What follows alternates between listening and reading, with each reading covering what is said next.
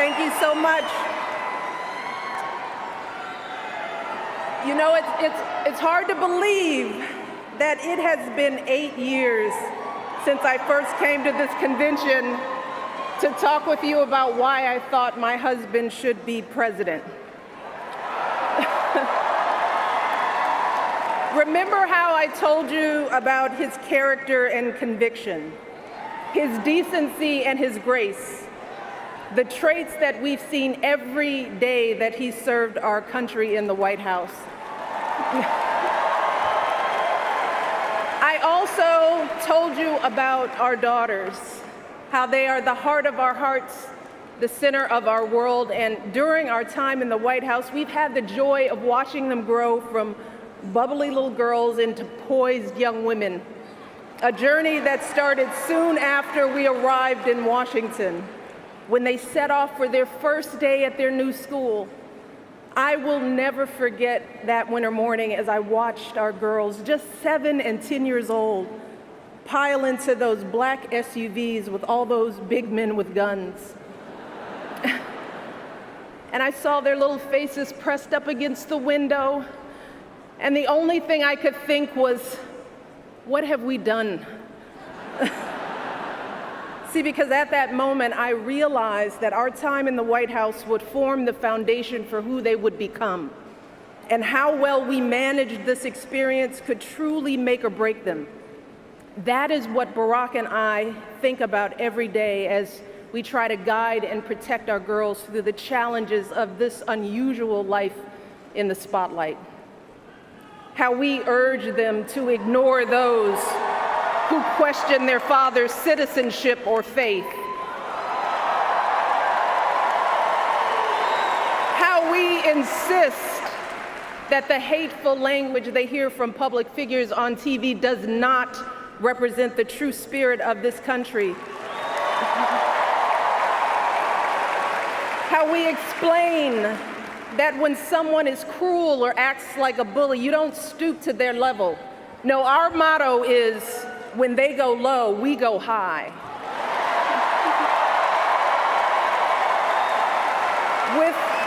With every word we utter, with every action we take, we know our kids are watching us. We as parents are their most important role models. And let me tell you, Barack and I take that same approach to our jobs as President and First Lady, because we know that our words and actions matter, not just to our girls, but to children across this country. Kids who tell us, I saw you on TV, I wrote a report on you for school. Kids like the little black boy who looked up at my husband, his eyes wide with hope, and he wondered, is my hair like yours? And make no mistake about it, this November when we go to the polls, that is what we're deciding. Not Democrat or Republican, not left or right. No, in this election and every election is about who will have the power to shape our children for the next 4 or 8 years of their lives.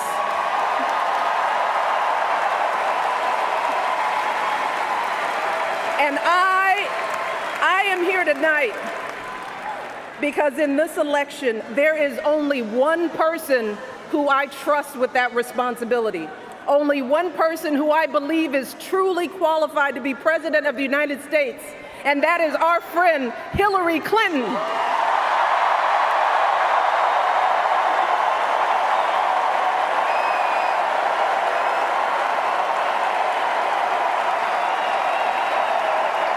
That's right. See, I trust Hillary to lead this country because I've seen her lifelong devotion to our nation's children. Not just her own daughter, who she has raised to perfection, but every child who needs a champion. Kids who take the long way to school to avoid the gangs.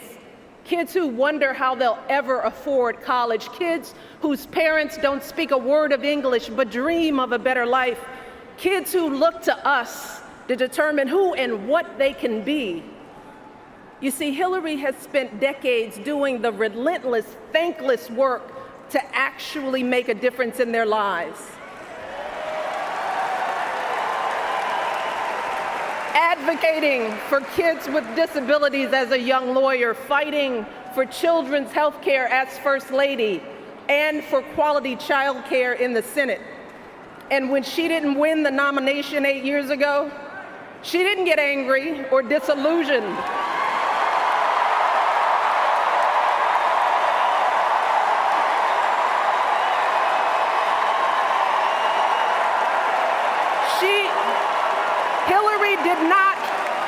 Hillary did not pack up and go home, because as a true public servant, Hillary knows that this is so much bigger than her own desires and disappointments. So she proudly stepped up to serve our country once again as Secretary of State, traveling the globe to keep our kids safe. And look, there were plenty of moments when Hillary could have decided that this work was too hard, that the price of public service was too high, that she was tired of being picked apart for how she looks or how she talks or even how she laughs. But here's the thing. What I admire most about Hillary is that she never buckles under pressure.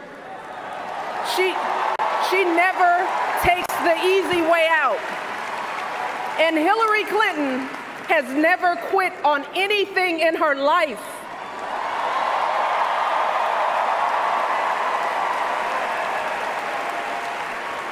And when I think about the kind of president that I want for my girls and all our children, that's what I want.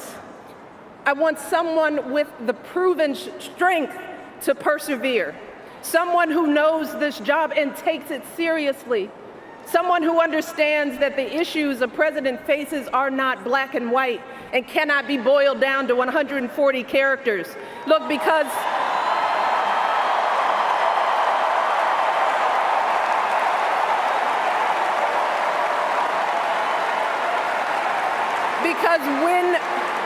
when you have the nuclear codes at your fingertips and the military in your command, you can't make snap decisions.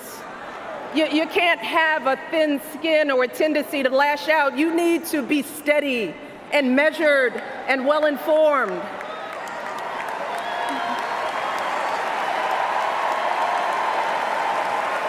I want a president with a record of public service, someone whose life's work shows our children that we don't chase fame and fortune for ourselves. We fight to give everyone a chance to succeed. And we give back even when we're struggling ourselves, because we know that there is always someone worse off. And there, but for the grace of God, go I. I want a president who will teach our children that everyone in this country matters. A president who truly believes in the vision that our founders put forth all those years ago, that we are all created equal, each a beloved part of the great American story. And when crisis hits, we don't turn against each other. No, we listen to each other. We lean on each other, because we are always stronger together.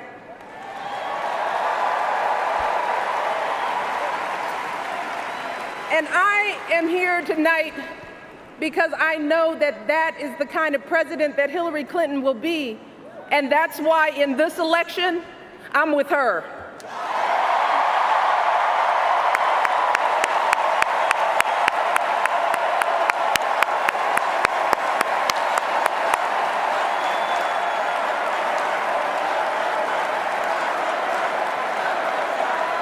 You see, Hillary understands that the president is about one thing and one thing only.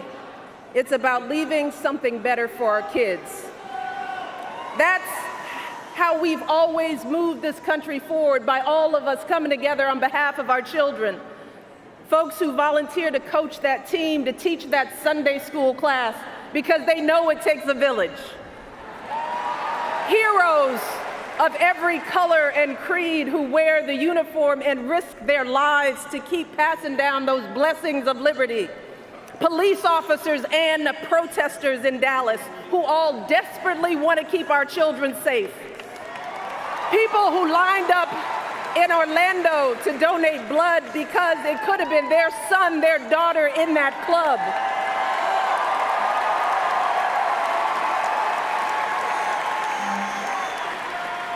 Leaders like Tim Kaine,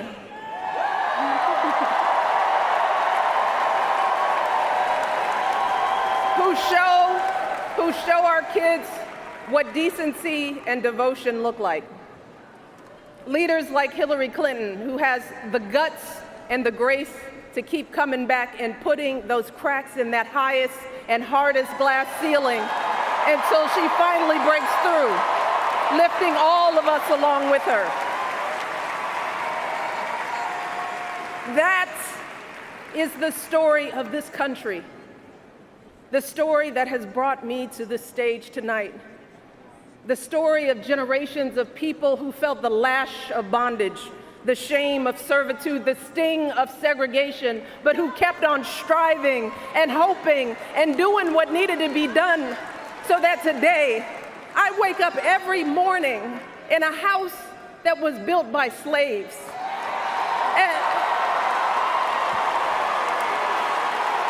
And I watch my daughters, two beautiful, intelligent black young women, playing with their dogs on the White House lawn.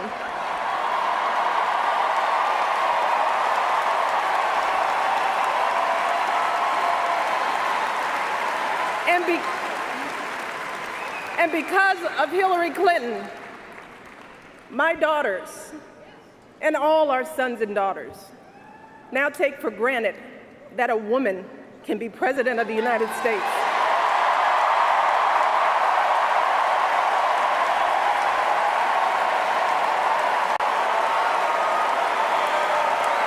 So look,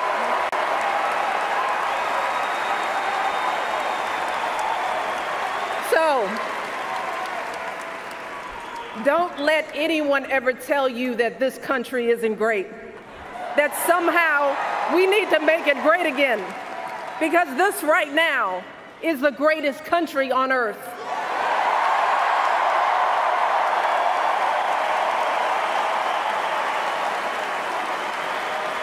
And as my daughters prepare to set out into the world, I want a leader who is worthy of that truth, a leader who is worthy of my girls' promise and all our kids' promise, a leader who will be guided every day by the love and hope and impossibly big dreams that we all have for our children.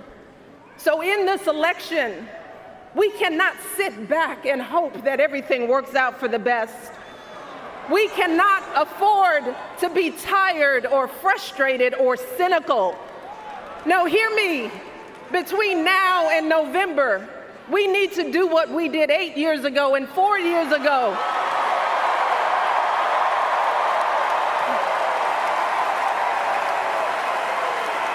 We need to knock on every door. We need to get out every vote. We need to pour every last ounce of our passion and our strength and our love for this country into electing Hillary Clinton as President of the United States of America. So let's get to work. Thank you all, and God bless.